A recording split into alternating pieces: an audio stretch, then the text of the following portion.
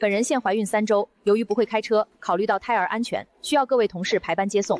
经调查，你的车价值超过40万，落地不足1年，符合本人用车标准。今天下班由你送我回家，我不加班，请你在打卡时间前收拾好东西，准时离司。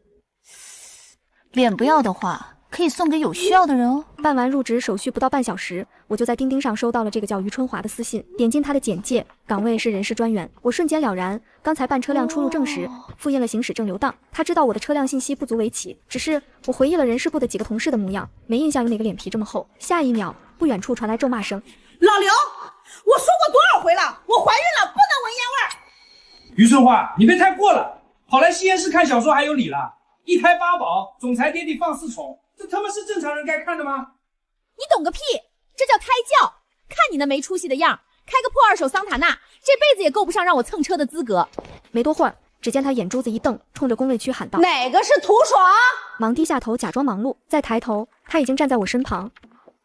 小姑娘家家说话这么没礼貌，我发的信息看明白了吧？下班别在这儿装工作认真，马上走，知道吗？我还要回家给我老公做饭呢，超过7点吃晚饭对他胃不好。我的怒气值已经要拉满，但考虑到第1天上班，她还怀孕了。不好意思，于姐，我驾驶技术很烂，分不清油门和刹车，还贼爱急刹，惊着宝宝就不好了。不会开车你就敢买奥迪？看你样子年纪也不大啊，你这车不是什么正经来路吧？现在的小姑娘啊。周海洋，你的车不是送修了吗？今天你开途爽车送我。好，好，好，你是古希腊掌管蹭车的神是吧？这都叫你安排明白了。于春华走后，我狂敲了30遍莫生气，才平复了心情。她怀孕了，这可真是道免死金牌。再想到幸福者必让法则，我劝自己一定要忍住，不然她有什么好歹，依赖我一个准。想明白这些，我给爸爸发去消息：爸，不想开奥迪了，求求帮我弄辆破车，越低调越好的那种。得令，女儿长大了，终于不爱慕虚荣了。你大伯有辆快报废的奥拓。行，就它了。上班第1天，被那个大姐气得我无心工作。搞定了车的事，我又打开列表，跟朋友们大吐苦水。不知不觉1天就这么混了过去。我盘算着在工位上磨蹭一会儿，等到于大姐走了，我再下班。于是我打开 WPS， 开始装作很忙的样子。可没想到，不是，你怎么还没开始收拾东西？难道还要我等你吗？姐，上午我就跟你说了，我开车技术不好。哼，撒谎精！我去保安室调监控了，你倒车入库一把劲，我老公都得调2次方向呢。赶紧的吧，别耽误我时间。这一通操作我实在忍不了了。大姐，你老公这不是有车吗？他为啥不送你？难道孩子不是他的？想蹭车可以，按照专车的标准给我钱，另外跟我签免责协议，你坐我的车出了任何事儿与我无关。于春华没想到我态度突变，震惊地看着我，嘴唇哆嗦半天说不出一句话，半晌撂下一句：行，你敢这么对我说话，走着瞧。一手托腰，气呼呼地走了。虽然我没怀过孕，但我想怀孕3周应该还不至于到这种地步吧。便美滋滋地起身收拾包准备下班。这时一个同事悄悄走过来：小土，于春华在这个楼里都出名贼难搞，好在大家人多，他也不可着一个人折腾，糊弄糊弄过去得了。你没必要和他对着干，到时候难受的是你自己。哦，你车真送修啦？你宁可自己不开车，找个蹩脚的借口不给他蹭车，也不敢直接拒绝他的无理要求。其他人也是这样。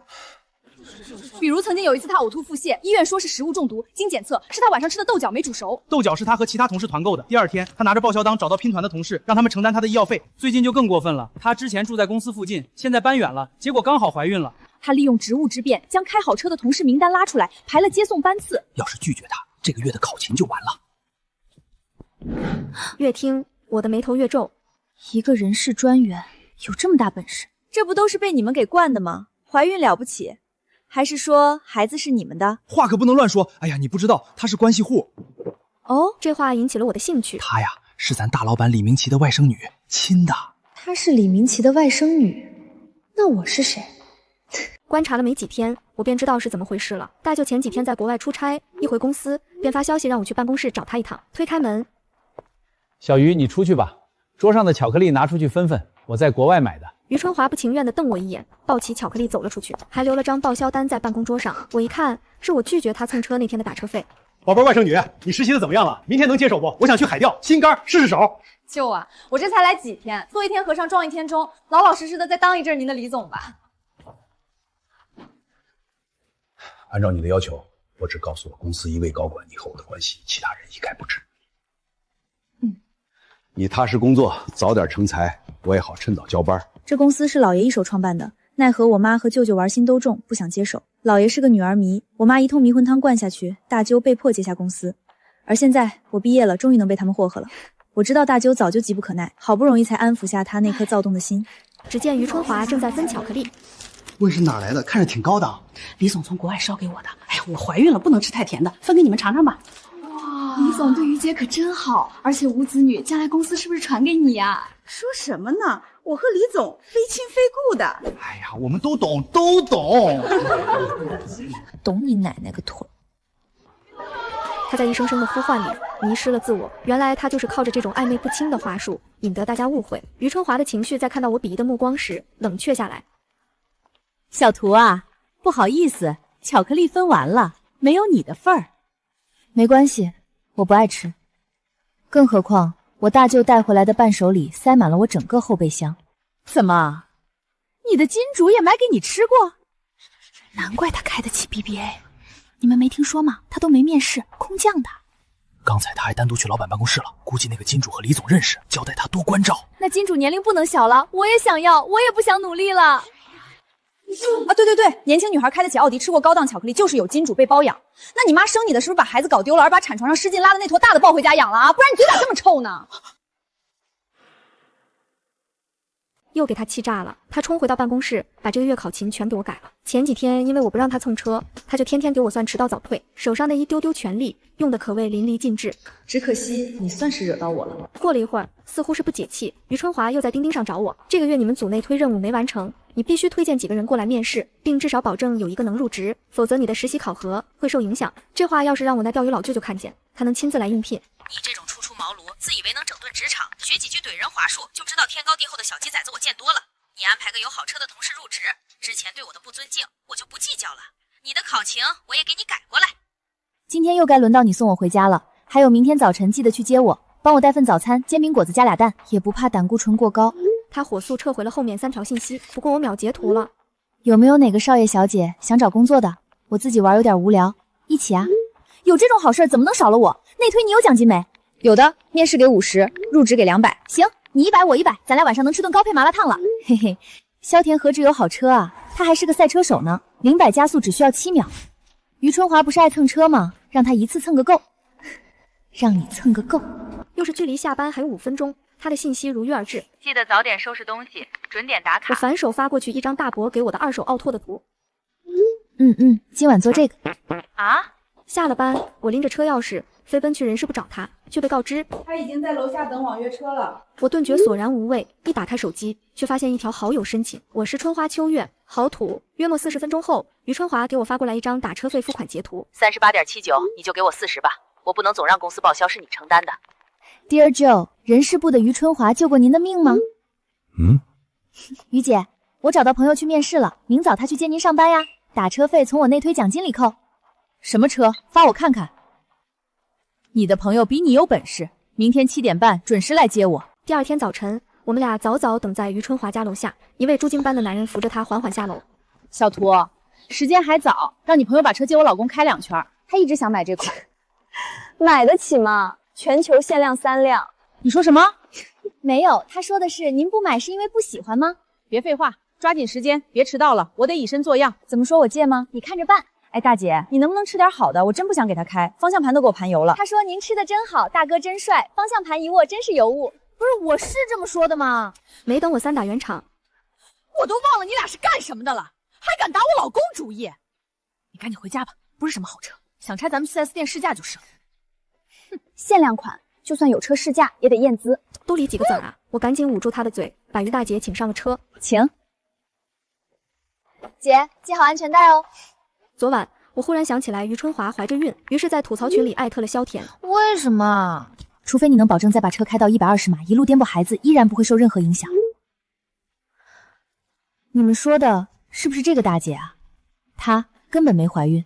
孟婷婷家里是做医疗相关的，孟父给她拨了些资金，她成立了一个陪诊公司。为了更好地了解行业运转，她亲自接单陪诊，以便改进流程。那天她接了一个陪孕妇产检的单，恰好碰到了去验孕的于春华。我对这个大姐印象太深了，头一回碰到还没确定自己是不是怀孕，就逼着人家6个月的准孕妇给她让座的，理由是人家6个月胎稳了。而她刚怀上还不稳定，结果发现她压根没怀孕。这种不正常的患者，他们碰到了会偷偷拍下来，拉进黑名单，避免踩雷。而尝到身为孕妇甜头的于春华，开始假装有孕，在公司招摇撞骗。我看了看此刻笨手笨脚扎安全带的她，深感同情。萧田的速度你一无所知，从这儿到公司正常要40分钟，他20分钟就到了。我从网约车下来的时候，于春华还扶着墙在吐，大汗淋漓，脸色煞白。见了我，他恶狠狠地说：“难怪你不坐他的车。”我一脸无辜，说什么呢？于姐，我呀是山猪吃不了细糠。他冷哼一声，终于算是缓过劲，颤颤巍巍地往里走，大概是以为噩梦终于过去了，却不想这天离下班还有5分钟，我和萧田就堵在了人事部门口。于姐，我们送你呀。本该送他的同事早就被我们打发走了。于春华惊恐地缩在墙边，大概是想到早晨的那一番风驰电掣，竟干呕了几声。旁边的小姑娘吓得哎呀了好几声。天呐，于姐，你都开始孕吐了。于春华顾不上搭理她，叫了辆网约车火速逃离。我和萧田慢悠悠地下去，开着他的轿跑跟在后面。我嘱咐道：“说好了，咱可不飙车，太危险。”他嫌弃地看我一眼：“杀鸡用牛刀啊！”我这车光贴近一下，就能给那个司机吓得够呛。我瞬间心领神会，在他压速逼近于春华坐那辆网约车的时候，我立马配合地摇下车窗大喊：“于姐！”起先司机怕蹭着我们，立马猛打方向躲开。几个来回下来，他也反应过来了，瘟神一样的我们是冲着他的乘客来的。3分钟后，于春华被丢在了路口，司机猛踩油门扬长而去。萧田沙停在他身边，我连忙探出去脑袋：“于姐，我们送你呀。”头一回。于春华面色惨白地摇摇头：“不用麻烦了，我找我老公来接我。”原来他会说人话呀。此后的几天，一下班我和萧田就去人事部候着，热情洋溢的要送于春华回家。如此反复，他终于缴械投降，还主动给大家群发了信息，说自己以后要坐地铁绿色出行，不再蹭车。正常通勤的第一天，萧田有些不乐意：“哎，就这么游戏结束啦？”我捏捏他的脸颊：“大小姐，哪有那么容易？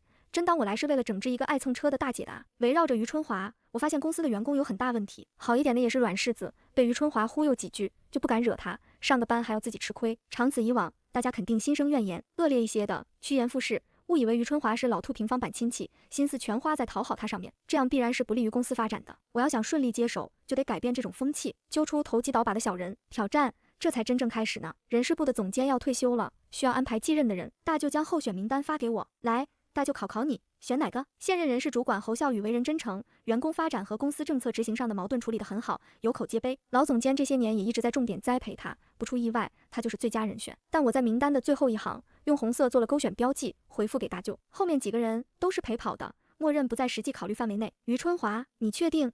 确定。当天钉钉群就发布了人事变更的通知，于春华担任人事部总监，有1个月的考察期，公司瞬间变成修罗场。你们没看到好几个人跑过去主动要接送于春华，之前总呛他的老刘，明明和他住反方向，竟然睁眼说瞎话，说自己顺路。说这话的是人事部的实习生小赵，平时没少被于春华挤兑，现在已是我的第1员通信大将。他还透露销售部有个员工离职了，于春华竟然没把他从系统里除名，这个人还美美的拿着工资，听说那个人是于春华的远房亲戚。更有甚者，自作聪明的认为于春华担任人事部总监只是第1步，下一步就是接管公司，并未雨绸缪的给他送礼。而于春华也迷之自信，大刀阔斧的进行了很多改革，比如取消了午休，比如为了所谓的降本，把日用品的质量和数量打折，好多员工抱怨擦屁纸都不够用，他还把这些狗屎政策当做自己的功绩，提报给舅舅，要求给他奖励。一时间公司被他搞得乌烟瘴气。这会儿大舅已经去海上钓鱼去了，他把工作邮箱给了我。也有真心为了公司好的人发来邮件，认为于春华并没有能力担任总监的位置，每一封我都认真看了，是人是鬼也大概有了了解。而最近有几家竞争对手盯我们盯得紧，我决定下一步险棋。于春华真是好起来了，走起路来满面春风的。这天我和他在电梯里碰上了，他用鼻孔瞅着我：“小图啊，下周你实习期结束就要做述职报告了，怎么样？有没有信心啊？”他的表情不怀好意。述职报告那天会有6个部门总监给我打分，除去于春华，还有2个被他拉拢的走狗，其中1只便是我所在部门的尹总，评分占比较大，如果得分不够就无法转正。我知道他记恨我和萧田联合起来整治他蹭车的事，他想到时候让我下不来台。可那天他的考察期也到了，也要一起述职呢。见我没反应，他瞪了我一眼，命令道：“你的续职报告写好了发我1份，人事不要预审。”我意味深长地看了一眼他旁边站着的猥琐小伙，他是1周前被于春华内推进来的，和我同岗，被他直接提到跟我一天续职，这时候要我的续职报告，用心显而易见。我如他所愿，当场发给了他。晚上回家的时候，大舅的邮箱进来新邮件，是于春华发的：“李总，营销部新来的员工于大伟真是非常优秀，这是他的续职报告，我觉得写的特别好。他来了才1周就能有如此深刻的认识。我想我们公司真正需要的正是这种高质量人才，而不是那个叫涂爽的品行不端、胡作非为的绣花枕头。”这些天他总发这种邮件，基本上就是前半段夸一下他那派的员工，后半段诋毁不听他的人。我点开了附件的续职报告，果然是我写的那份，真够蠢的。英文名都不知道改。谁家大伟叫 Christina 啊？续职那天我被排在最后，于大伟被安排在第2个，是一个不太会被苛问的顺序，想必又是于春华的有心为之。财务总监裴总看着他身后的 PPT， 若有所思地说 ：“Christina， 请开始你的演讲。”于大伟一板一眼地纠正：“裴老总，我叫于大伟。” Why you 大卫？裴总脸都黑了，叫我裴总就行。虽然只用照着我的报告读，于大伟依旧念得磕磕巴巴，他的断句位置和发音漏洞百出，就像小时候抄作业的我。几个领导听不下去了，纷纷质问这是他自己做的吗？为何如此生疏？于大伟直勾勾地盯着于春华，他立马护犊子起来。是的，是的，小于的报告给我看过，他改了好几遍呢，是他自己做的，可不好几遍。第1遍改了名字，第2遍改了日期。裴总无语的连连摇头，最后打分。他和技术、产品总监只给了2分、3分和1分的低分，但于春华还有我的顶头上司尹总以及运营总监都给出了满分10分。我们部门就我和于大伟续职，而这个岗位只需要1个人，即使我争取到裴总他们的全部满分，于春华也会想办法控分。他胜券在握的坐在那里，台上的实习生讲完，下一个就该轮到我。这时大舅的秘书进来了，李总说涂爽不需要续职，直接跳到下个环节。下个环节是于春华续职，普通职工没资格参加。他乐得笑出了声，以为是自己的那封邮件起了作用，让我直接被 pass。普通员工的续职流程结束，中间休息片刻，接下来才是好戏上演。我去了趟洗手间，回来时只见萧田捧着瓜子，鬼鬼祟祟的在会议室门口趴着。见了我，他连连招手，刚走进门口，就听到里面几个大佬吵得不可开交，主要是裴总和尹总在互呛。裴总不容反驳道：“我不可能同意他考察通过的。这个于春华也不知道什么来头，还能做上总监？他这种任人唯亲的，留下来只会扰乱公司秩序。你看那个于大伟讲了些什么啊？”尹总皮笑肉不笑，一副老江湖的样子。老裴，非逼我把话说得太直白吗？咱都是一把老骨头了，李总他想这么搞，就随他吧，没必要和他对着干。裴总一头雾水，李总什么意思？尹总已经开始不耐烦了，你们搞财务的，非得这样拐弯抹角。我那天问你，你亲口承认了李总的外甥女在公司啊？裴总哭笑不得，是啊，但我没说是于春花啊。尹总震惊地看向演讲台，那里正准备发言的于春华已经汗流浃背了，他不停地为自己辩解，我也从没说过自己和李总是亲戚啊。我全凭自己工作能力当上总监的。尹总已经在崩溃的边缘了，所以李总的外甥女是谁啊？我推开大门，面带微笑 ，It's me。刚准备气宇轩昂地走进去，萧田一把揪住我，不是，爽啊，你这么双手捧着咱就是不是不太合适？我低头一看，还真是，大舅跟我连着视频，说要讲几句，我太激动了，把他的画面朝外，双手捧着手机，此刻看起来像是准备给大舅送走。我连忙换了个姿势，在一众人复杂的眼光里踏进会议室，总监级别的续职该有老总在场。我走到原本给大舅准备的位置，坐了下来。于春华，把你的话筒拿过来，李总有话说。我故意使唤他，隐约听着大舅好像说了句不用，可话筒已经递了过来。屏幕里他有些尴尬，但还是得意的笑了，从身后拎起条半米长的大鱼，炫耀道：“快看啊，我刚钓的！”我连忙关掉视频，义正辞严地对大家说：“这就是李总的深度。他看似是在展示他刚钓的鱼，其实是在揭露他的深层用意。最近他下了个大饵，没想到还真钓上来几条大鱼。”裴总赞许地看了我一眼，站起身向其他几位总监介绍道：“这是涂爽，后面涂总会接替李总的工作，领导大家再创辉煌。”一句涂总直接让我上头了，难怪于春华会迷失在那一声声的于总里，不用我详细解释，大家都明白，他就是饵，而和他狼狈为奸的就是鱼。跟其他人的慌乱不同，尹总看着无比淡定，但下一秒他的从容就消失了，因为门外进来几个警察，但他们不是冲尹总来的，而是走向了于春华。于春华，你因涉嫌侵犯商业秘密罪被逮捕了。对手公司一直想挖公司几个大咖的墙角，没想到他主动联系到对方的猎头，把那几个大咖的个人信息提供了出去，其中还包括公司的一些机密，并收取了可观的好处费。猎头转着圈地打电话撬人，最后只有一个人上钩，就是尹总。所以东窗事发后，他才毫不慌张，以为此处不留爷，自有留爷处，却不想我早就联系过对家公司的老板，向他抛出了橄榄枝，大家诚意合作就好，何必搞挖人这一出？我们不仅建立了愉快的合作关系，他还提供了于春华找猎头收回扣的证据。会议室外早就围满了看热闹的人，大家窃窃私语：于春华这不得拘留啊！看他平时爱占便宜的那个样子，会干出这种事一点不稀奇。拘留不了吧？她可是孕妇。我对混在瓜田里的萧田使了个眼色，他立马大嗓门的吆喝开了：她根本没怀孕，都是骗人的，就为了假借孕妇之名得好处。众人哗的一下炸了锅。不远处的角落里，一个油腻男偷偷的碎了，是于春华的朱晶老公。他特意买了花束来庆祝老婆高升，却不想不但没当上领导，孩子也没有。警察带着他出去的时候，于春华的老公气急了，拎着花冲过来就砸他的脑袋。骗子，害我辞了职，为了照顾你和孩子，还说什么以后你主外我主内，忽悠我做了这么多天的家务。萧田磕着手里的瓜子感叹道：“别的不说，于大姐真是一视同仁，坑外人就算了，自己老公也不放过。”闹剧结束，续职还得继续。我留下了裴总那群人，人事部的总监候选人今天正常续职。话音刚落，等在外面的侯孝宇走了进来，这位置本该就是他的。最近出了这么多档子事，他却毫无怨言，心甘情愿地被于春华呼来喝去。给大舅发的邮件里，数他最多，每天都在出招。怎么在这个艰难的时刻安抚人心？要不是他提醒有内忧必有外患，我也想不到要先发制人，发起跟对家公司的合作。不能寒了做实事的人的心，这是一个管理者必备的素质。至于那些攀附于春华的人，有的还算要脸，自己递辞呈走人了，剩下的也都逐渐被边缘化。大舅也放心地腾出办公室，世界各地甩干钓鱼去了。至于于春华，他想庭外和解，我说先把吞公司的钱退回来，他立马转账，然后我签下了不同意和解。听说他在牢里也本性难改，忽悠于有伺候他，把好吃的让给他，还给自己立了个经济要犯的人设，骗别人他是为了保命才躲进监狱，不然一出去好多人要砍他，出来有没有人要砍他我不知道，他在里面却因为不收敛，被一个黑社会大姐给收拾了。恶人自有恶人磨，挺好。而我也惹到了不该惹的小恶魔。涂总，我来上班啦。萧田穿着他的赛车服站在我办公室门口时，我差点两眼一黑晕过去。小的来给您当司机，使命必达。我揉揉发胀的太阳穴，试图说服他放弃这个可怕的信念。大小姐，这样吧，我给你发工资，但你不用来上班，行吗？那哪行，咱可不是那种吃空饷的人。5分钟后，我视死如归地坐在他的跑车副驾上，紧紧抓着安全带，头上还戴着我强烈要求戴的头盔。涂总，咱们去哪儿？回啊！刺耳的马达声隆隆响起，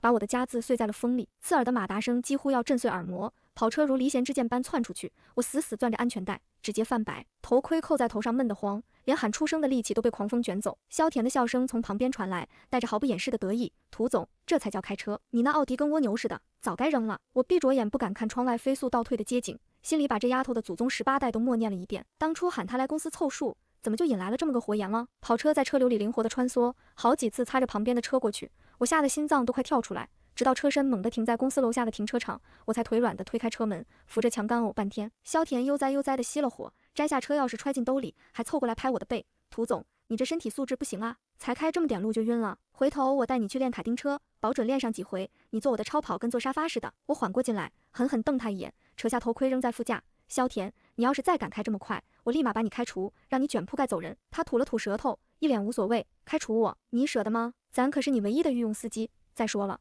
我还帮你促成了合作呢，你这叫卸磨杀驴。正说着，周围传来几声憋笑的声音，我抬头一看，公司门口围了好几个员工，都探头探脑的看着这辆限量版超跑，还有人拿着手机偷偷拍照。我瞬间觉得脸上挂不住，整理了一下衣服，板着脸往办公楼走。萧田则跟在我身后，甩着车钥匙，嘴里还哼着小曲，活脱脱一个混世魔王。进了办公室，我刚坐下喝了口水，办公桌上的内线电话就响了，是侯孝宇打来的。涂总，您到公司了吗？我这边整理好了人事部的整改方案，想给您送过来汇报一下。进来吧。我揉着发胀的太阳穴，语气里带着一丝疲惫。侯孝宇很快推门进来，手里拿着一份厚厚的文件。他穿着一身干净的衬衫，头发梳得整整齐齐，脸上带着温和的笑意，和于春华在任时的嚣张跋扈形成了鲜明的对比。他把文件放在我桌上，恭敬地说：涂总，这是我根据公司目前的情况制定的人事部整改方案，主要包括清退于春华在职期间违规内推的员工，恢复之前被取消的员工福利，完善考勤制度和晋升机制这几个方面，您过目一下。我翻看着文件，侯孝宇的方案做得很细致，连每个环节的执行时间和负责人都标注得清清楚楚，甚至还考虑到了员工的情绪安抚，特意制定了员工座谈会的计划。我心里暗自点头，大舅果然没看错人，侯孝宇确实是个做事踏实、考虑周全的人才，做得很好。我把文件放在桌上，抬头看着他，就按照这个方案执行，有什么问题随时跟我沟通，需要其他部门配合的，直接发函协调，不用有顾虑。谢谢涂总信任。侯孝宇松了口气，脸上露出真切的笑容。其实于春华在任时，很多员工都敢怒不敢言，现在您能让我放手去做，大家都特别开心。昨天还有几个老员工私下跟我说，终于看到公司的希望了。公司的发展本来就离不开每一个踏实做事的员工。我靠在椅背上，语气严肃。于春华的事情是个教训，以后人事部的核心工作就是为公司选拔真正有能力、有品德的人才，杜绝任人唯亲、拉帮结派的现象，让每一个努力的人都能有上升的空间。侯孝宇连连点头，我明白。涂总，我一定会严格执行，绝不辜负您的期望。侯孝宇走后，我又处理了几份工作邮件，都是各个部门发来的工作汇报。看得出来，于春华被处理后，公司的工作氛围明显好了很多，各个部门的工作效率也都有所提升。只是刚看了没一会儿，办公室的门就被推开了，萧田探着脑袋进来，手里还拿着一杯奶茶。涂总，忙完了没？楼下新开了一家奶茶店，我给你买了杯芋泥波波，3分糖少冰，你最爱喝的。我看着他大大咧咧的样子，无奈的摇摇头。萧田，你现在好歹也是公司的员工，能不能注意点形象？上班时间随便乱窜，像什么样子？他走到我办公桌前，把奶茶放在我手边，自顾自地拉了把椅子坐下。我又没具体的岗位，你也没给我安排工作，我不窜窜，难道坐在工位上发呆？再说了，我是你的司机，你的饮食起居我都得照顾到，这是我的工作职责。我什么时候让你照顾我的饮食起居了？我扶额，我雇你是来上班的，不是来当保姆的。回回头让侯孝宇给你安排个岗位，你好歹也做点正事。萧田一听要安排岗位，立马苦着脸，别啊，涂总，我最怕坐班了，一天8个小时坐在工位上，比让我开10个小时的车还难受。我还是做你的司机吧，顺便帮你跑跑腿，买奶茶，接客户，多好。我知道他的性子，让他坐班确实难为他。想了想，说那行，你就当我的专职助理吧，不用坐班，跟着我处理一些杂事，但是记住，在外边一定要注意分寸，不能由着自己的性子来。萧田立马喜笑颜开，拍着胸脯保证，放心吧，涂总，我一定好好干，绝不给你丢脸。话是这么说，可萧田的好好干，在我看来就是彻底的放飞自我。他成了我的专职助理后，每天开着那辆限量版超跑准时出现在我家门口，接送我上下班。公司楼下的停车场几乎成了他的专属车位，每天都有员工围着他的车看，还有不少年轻的男员工凑过来跟他搭讪，想讨教开车的技巧。萧田来者不拒，聊得不亦乐乎，俨然成了公司的明星员工。除了接送我，他还总爱往各个部门跑，跟前台的小姑娘聊八卦，跟技术部的程序员探讨改装车的技巧，跟行政部的大姐商量团建的事情。没几天功夫，就跟公司上上下下的员工混熟了。行政部的大姐原本愁着团建没新意，被萧田一忽悠，直接订了卡丁车团建，说是让大家体验一下速度与激情，还美其名曰增强团队协作能力。团建那天，萧田俨然成了教练，带着员工们开卡丁车，教大家怎么踩油门，怎么打方向，怎么超车，玩得不亦乐乎。我本来只想在旁边看着，结果被萧田硬拉上了卡丁车。他坐在我旁边的赛道，一边开一边喊：涂总加油，超过前面那个，你可是老板，不能输。架不住他的怂恿，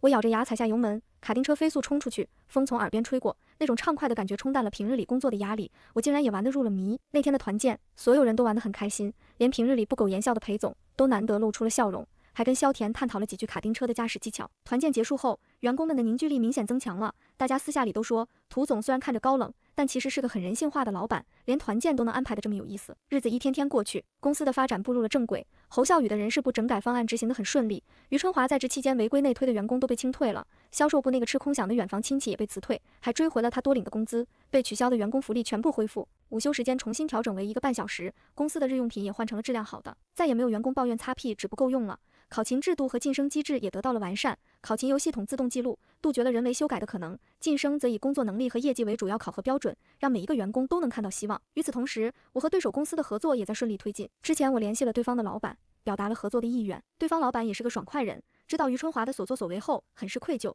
当即表示愿意终止挖墙脚的行为，还把于春华找猎头收回扣的证据全部交给了我，双方一拍即合，决定联手开发一个新的项目。这天，我和萧田一起去对方公司洽谈项目细节，萧田依旧开着他的超跑，一路稳稳当当，倒是没再开快车，让我松了口气。到了对方公司，前台把我们领到了会议室，对方的项目负责人已经在里面等着了，我一眼就认出那人正是之前被于春华收买的猎头。猎头看到我，脸上露出一丝尴尬，连忙站起身来打招呼：涂总你好，我是张远，负责这次和贵公司的项目对接，之前的事情实在是抱歉，我也是被于春华蒙蔽了，以后绝不会再发生这样的事情。我看着他淡淡一笑，过去的事情就让它过去吧，知错能改就好，我们现在谈的是合作，希望我们能一起把这个项目做好。张远松了口气，连连点头，谢谢涂总宽宏大量，我一定会全力以赴做好项目对接的工作。洽谈的过程很顺利，双方就项目的开发思路、合作模式、利益分配等方面达成了一致，只等后续签订正式的合作协议。洽谈结束后，张远送我们到楼下，看到萧田的超跑，眼睛一亮，忍不住赞叹道：萧小姐，这辆车可是全球限量版的吧？我也是个赛车爱好者，一直想拥有一辆，可惜没那个缘分。萧田一听遇到了同好，立马来了兴致，拉着张远聊起了车，从改装车的配件聊到赛车的比赛，聊得热火朝天，最后还互相留了联系方式，约着下次一起去跑赛道。回去的路上，我看着萧田无奈地说：你可真行，走到哪都能聊到一起，连对方的项目负责人都被你收服了。萧田得意地扬着头：那当然，咱这魅力可不是盖的。再说了，多交个朋友总没坏处，以后这个项目对接有张远在，肯定顺顺利利的。我不得不承认，萧田的话确实有道理。这次的合作，因为他和张远的这层关系，后续的对接工作果然顺利了很多，几乎没有出现任何分歧，项目的开发进度也比预期的快了不少。公司的发展越来越好，季度业绩相比之前提升了近30%。大舅在国外钓鱼看到业绩报表后，特意给我发来视频，屏幕里的他晒得黝黑，手里拎着一条大鱼，笑得合不拢嘴。宝贝外甥女，真有你的，比大舅强多了。这下大舅可以安心在国外钓鱼了，公司就交给你了，好好干。我看着他那副没心没肺的样子，又气又笑。大舅，你倒是轻松，把烂摊子扔给我，自己跑去钓鱼，小心我把公司搞砸了。让你回来喝西北风。放心，我相信我的外甥女。大舅摆摆手。对了，听说你找了个赛车手当助理，还是个美女，什么时候带回来让大舅看看？大舅还想跟她学学开车呢。我看了一眼旁边凑过来偷听的萧田，对着屏幕翻了个白眼。你少操心这些有的没的，好好钓鱼吧，别吊着把自己掉海里了。挂了视频，萧田一脸八卦的看着我，你大舅想见我，什么时候带他见见？我还想跟他学钓鱼呢，听说他钓了一条半米长的大鱼，也太厉害了，你还是别去祸害他了。我摇摇头，他那点钓鱼的本事可经不起你折腾。日子过得顺风顺水，但总免不了有一些不长眼的人，想借着公司发展的势头搞点小动作。公司有个中层领导，姓王，是市场部的经理。于春华在任时，他一直持观望态度，既没有攀附于春华，也没有站出来反对他的所作所为，只是明哲保身。现在看到公司发展的越来越好，我这个新任老板年纪轻轻就想走捷径，巴结我。那天我下班，王经理特意等在公司楼下，手里拿着一个精致的礼盒，看到我出来，连忙迎上来。涂总你好，这是我托朋友从国外带回来的一点小礼物，不成敬意，希望您能收下。我看着他手里的礼盒，眉头皱了起来。王经理，有什么事情就直说，礼物我就不收了。公司有规定，员工不得向领导送礼，你应该知道。王经理脸上的笑容有些僵硬，连忙说，涂总，我没别的意思，就是觉得您年纪轻轻就把公司管理得这么好，特别佩服您。这只是一点心意，不是什么贵重的东西，不管贵重不贵重，我都不能收。我语气严肃，市场部的工作做得不错，这都是你和团队的努力，我看在眼里，记在心里。公司会根据业绩给予你们相应的奖励，但是送礼这种事情以后不要再发生了。如果我收了你的礼，其他员工会怎么想？公司的规章制度岂不成了一纸空文？王经理被我说得面红耳赤，站在原地手足无措，手里的礼盒也不知道该往哪放。萧田从旁边走过来，瞥了一眼礼盒，似笑非笑地说，王经理，涂总的话已经说得很清楚了，这礼物你还是拿回去吧。与其想着送礼巴结领导，不如好好做事情，把市场部的业绩再往上提一提，这比什么都强。王经理听了，只能讪讪地把礼盒收起来，说了几句客套话，灰溜溜地走了。看着他的背影，萧田撇撇嘴，这种人就是想走捷径，以为送点礼就能往上爬，想的也太简单了。公司里难免会有这样的人，我叹了口气，所以才要立好规矩，杜绝这种歪风邪气，让大家知道，在公司里只有踏实做事才能得到认可。第二天，我在公司的全员例会上特意强调了廉洁自律的问题，明确表示公司绝不允许任何形式的送礼巴结领导的行为，一旦发现必将严肃处理，同时还鼓励员工互相监督，发现问题及时举报。侯孝宇也配合出台了员工行为规范细则，把廉洁自律的条款写进了细则里，让每一个员工都清楚公司的底线。自那以后，公司里再也没有人敢搞送礼巴结那一套，所有人都把心思放在了工作上，公司的工作氛围变得更加纯粹。而于春华的下场也成了公司员工茶余饭后的谈资，偶尔会有员工从派出所的朋友那里听到一些他的消息，听说他在牢里依旧本性难改，刚进去的时候还想摆总监的架子，忽悠狱友伺候他，把好吃的让给他，还给自己立了个经济要犯的人设，说自己是为了保命才躲进监狱，不然一出去就有好多人要砍他。结果他的这些小把戏被监狱里一个曾经的黑社会大姐一眼看穿，那大姐最看不惯他这种装腔作势的人，直接把他收拾了一顿，抢了他的饭，还让他打扫监狱的厕所。经此一事，于春华才算老实了，再也不敢在牢里耀武扬威，每天乖乖的干活，夹着尾巴做人。而她的老公那个油腻的朱金南，自从知道于春华假孕还涉嫌犯罪被逮捕后，气得当场和他翻脸，不仅拎着花砸了他的脑袋，还回家收拾了自己的东西，跟他提出了离婚，还把于春华骗他辞了职，在家做家庭主妇的事情告到了法院，要求于春华赔偿他的误工费和精神损失费。听说法院已经受理了这个案子，于春华不仅要坐牢，还要赔偿一大笔钱，真是赔了夫人又折兵，彻头彻尾的输家。听到这些消息的时候，我正在和萧田一起吃麻辣烫，萧田咬着一串鱼丸，啧啧感叹，真是恶人自有恶人磨，于春华这都是自找的，要是他当初不那么贪得无厌，胡作非为，也不会落得今天这个下场。我喝了一口麻辣烫的汤，淡淡一笑，路是自己选的，苦果自然也要自己尝，他走到今天这一步都是咎由自取。这家麻辣烫店是我和萧田偶然发现的，就在公司附近的小巷子里，味道特别正宗，价格也实惠。我当了老板之后，很少有机会吃这种路边摊，